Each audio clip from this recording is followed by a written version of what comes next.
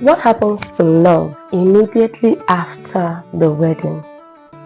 Why is it that there are a lot of divorce going on right now? And meanwhile, these same people getting divorced were the same people who proclaimed to love each other so much before they got married. Have you ever wondered, if I get married today, am I sure the love I have for this person will last and stand the test of time?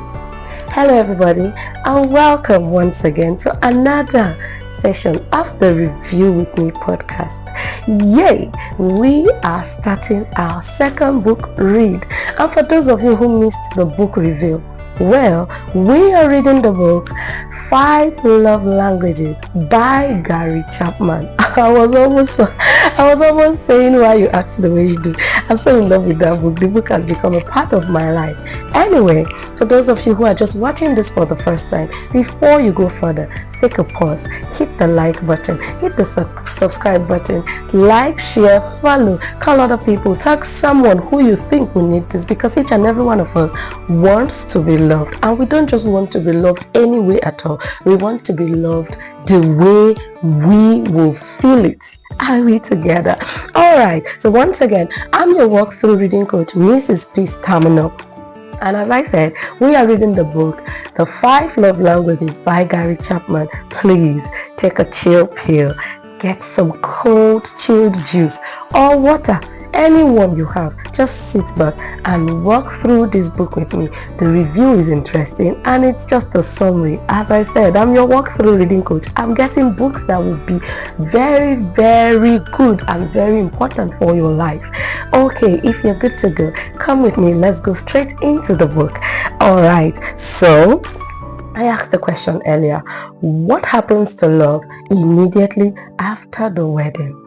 Now, this chapter of the book, which is chapter 1, starts with Mr. Gary or Gary Chapman on a flight with a different or an unknown passenger, and then the man, he was about to take a nap rather, and then the man asked him, are you married?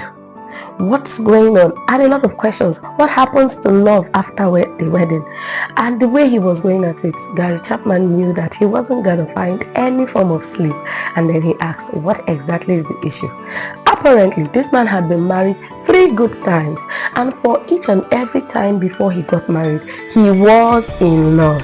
He felt the in love season. But after the wedding, what happened? How come they got to a point where they had to go their separate ways and divorce? And that's what has been going through in a lot of people's mind. Some people have phobia for marriage. Why? They are scared that after getting married, am I sure this same love is going to stand the test of time? If this is you, or if it's somebody you know, once again, tag that person who needs this video and let's go through this review together. Alright, so as I was saying, he talked about why people were always people always fell out of love immediately after marriage. And he also said he had gotten married to 3 wives, and after getting married to these wives separately or individually, in fact, he thought the 3rd one was going to last, because he felt like, okay, he had done 2 already, and these 2 which he had done he had learned his lessons, he has learned new things from them, so this 3rd one was going to be different. But guess what? He still got divorced, because according to him, he said the lady changed after marriage. He didn't talk about himself, he just said the lady changed after marriage. He kept on doing what he was doing, which he felt was right, but the lady changed, and after some time they just knew that they couldn't be together again, and then the divorce. Now, apart from asking Gary Chapman what happens to love after the wedding, the next question he asked Gary Chapman was this experience common with other people? Do other people feel like their spouse has changed immediately after marriage? You know, during the time of courtship, there's a lot of lovey-dovey, dating, pim, and dap, and then immediately after marriage, it looks as if something changes. So he was asking, was this a common experience with every other person, or did this just happen to only him? Now, the next question he also asked is this why there are so many divorces in the country at the moment? Now, based on all these questions that were circling his heart, these questions became something for Gary Chapman to think about. All right, like my papa David Ibiomia used to say, in order for you to make money, all you need to do is open your eyes to the problems that need solution. The society has a lot of problems, and once you're able to get the solution to a problem, then you can actually start making impact there. Now, Gary Chapman, based on these questions and a lot of other questions, and then the happenings in the society, he came to an understanding that the desire for romantic love in marriage is deeply rooted in our psychological makeup. Everybody desires to be romantically loved in marriage, not just outside marriage. After you've gotten married, you still desire that love, and it's not a bad thing. It's something that is part of our psychological makeup. Now, according to him, there are a lot of books that have been written: 100 ways to fall in love, 121 ways to make your husband remain with you for life, this, that, how to do this, how to do that. There are even TV shows, there are radio shows talking about how to spice the love in your marriage, how to do this. Some will say wear a sexy short clothes, stand in front of this, stand in front of that, lie down on the dining table, blah blah blah and blah blah blah. Well, according to him, there were a lot of books, there were a lot of shows, and yet we still find ourselves in the same situation of divorce. And this just looks like people feeding aspirin or pain relief to a cancer patient. And because of this whole thing, Gary Chapman started wondering, then there must be something deeper that everybody is missing. Probably we're dealing with the problem at the surface. We need to dig deep. You know, when we have somebody who has cancer, sometimes the person may feel pain and then you give the person aspirin or pain relief, but that does not necessarily attack the root of what the pain is just one of the symptoms. All right, it doesn't attack the cancer in itself. Well, this book which we're about to read, or which we are reading, brings the answer, or it goes deep to the root. It attacks the cancer from where it is, not just dealing with the pains or the surface symptoms. This book brings an answer to all the questions people have been asking and more. This book is not just about 100 ways to love your spouse or anything. This book talks about the truth and the different ways to communicate. The truth is, in life, communication is very important.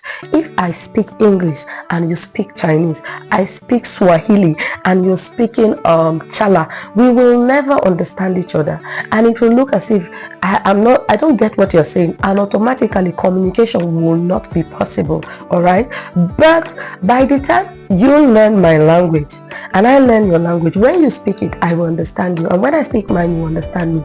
Then communication can take place effectively. What are we saying? The same way people speak different languages, it's also the same way people speak different love languages. Hence the title of the book, The 5 Love Languages. People speak different love languages, and until you're able to speak my language of love correctly, then you are not communicating with me. So I could be speaking one love language and you're speaking another love language. I have my love language, you have yours.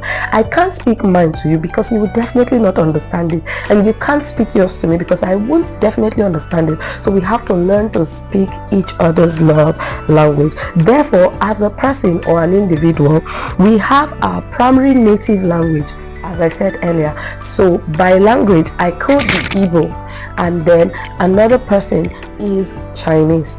Now, if I meet a Chinese person and I start speaking Igbo to that man, automatically there will be a breach in communication. He won't understand. And if he responds by speaking Chinese to me, I won't understand. That's our primary language. But by the time I get to learn how to speak Chinese, I'm learning a secondary language, and he learns how to speak Igbo. He's learning a secondary language. So our primary language is different and our secondary language is different. Now, this same thing translates to love language also.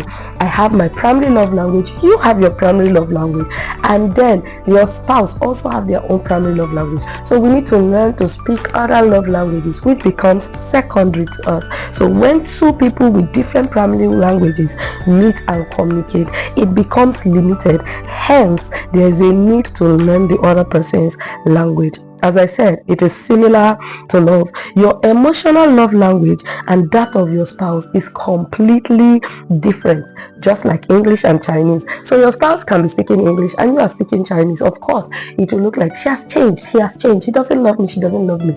Blah, blah, blah, blah, blah. All we need to do is, apart from your primary love language, you've got to learn how to speak your own spouse's love language and make it your secondary language. So whenever you're showing your spouse love, you'll be speaking their own language. Now, based on his conclusion of 30 years in counseling, wow, 30 years in marriage counseling, he came up with 5 emotional love languages, 5 ways that people speak and understand emotional love.